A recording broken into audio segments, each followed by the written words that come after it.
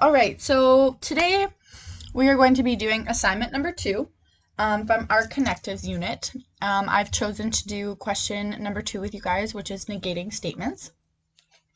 I kind of just wanted to turn to the right of the page and remind everybody a couple definitions about what connectives and negating means.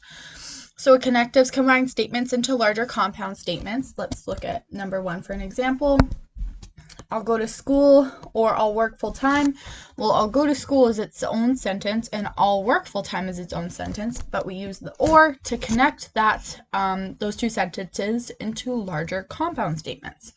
So those two sentences then become one large sentence. I'll go to school and I'll work full time. Perfect. All right, so moving on to negating, it's going to be determining the opposite what a mathematical statement is saying or expressing. So that's exactly what we're going to be doing today. I want everybody to kind of focus on the opposite, determining the opposite of what these statements are saying. That's going to be our main lesson for the day. Keep those definitions in mind, and let's get right into it. So let's start with A. Oh, and sorry, I just wanted to kind of point out down here, this kind of goes for our negating statements. If a statement is true, the negation is going to be false. And that is the same as saying if a negation is false, then it is going to be true. Let's remember our connectives and or implies, which is if and then, are if and only if statements, and are not. So keep those in mind while we're kind of going through the negating statements. Let's start with question A. I'll go to school or I'll work full time. So I'll go to school. Let's start with that. So let's do the opposite of I'll go to school, as that's what negating means. So the opposite of I'll go to school is going to be I will not go to school.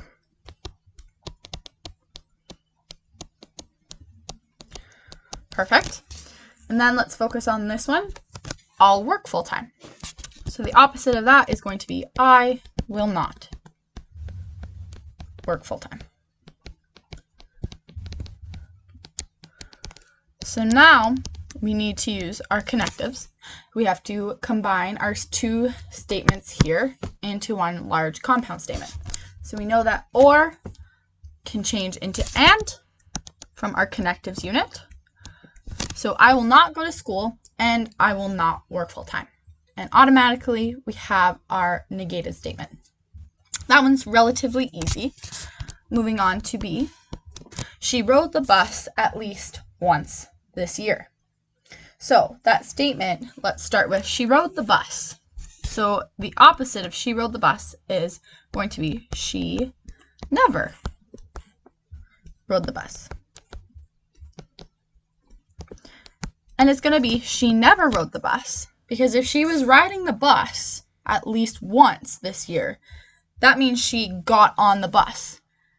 We have to do the opposite and say that she never got on the bus. So she never rode the bus. And it says at least once this year, so she never rode the bus this year is how we would end that statement. I would even accept something like she did not ever ride the bus, or even she never got on the bus this year.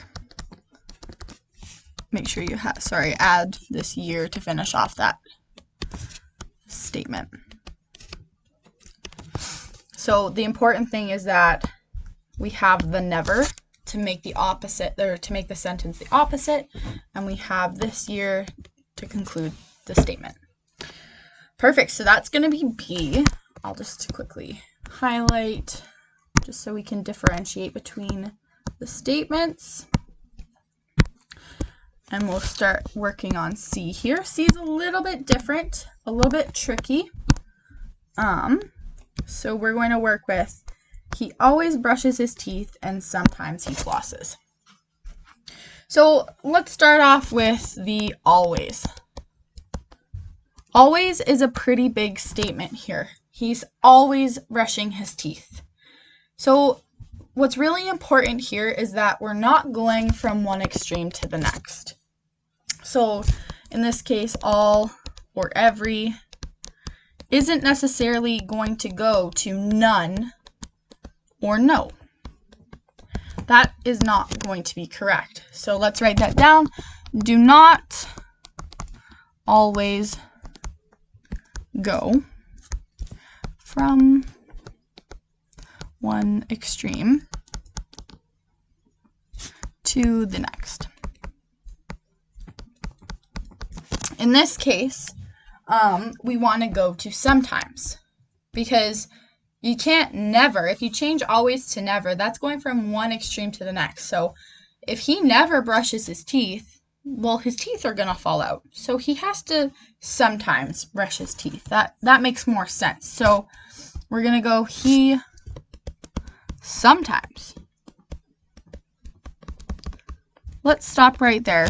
So if you say he sometimes brushes his teeth, is that really changing the statement to the opposite? From he always brushes his teeth to he sometimes brushes his teeth? That's not really the opposite. That's kind of just rephrasing the statement to sometimes.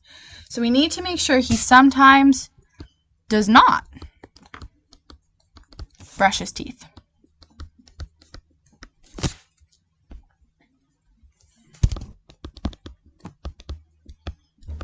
Perfect. Then we're going to look. There's an and statement right there. And what did we talk about with and or? That's going to change to an or. He sometimes does not brush his teeth. Or. Perfect. And where are we at here? He sometimes flosses. Okay, so this phrase is already at a sometimes. So we go from sometimes to never, because if he's already sometimes doing it, well, he can't be doing it at all in the opposite. So, or he never flosses. So it's really important to make sure we have does not, or, and never in that statement. And I'll give you an example of what wouldn't really make sense. So if he sometimes brushes his teeth,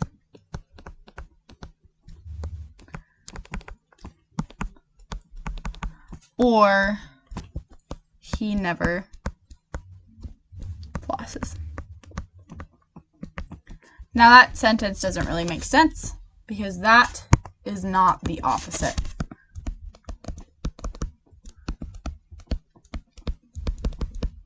Of the original sentence.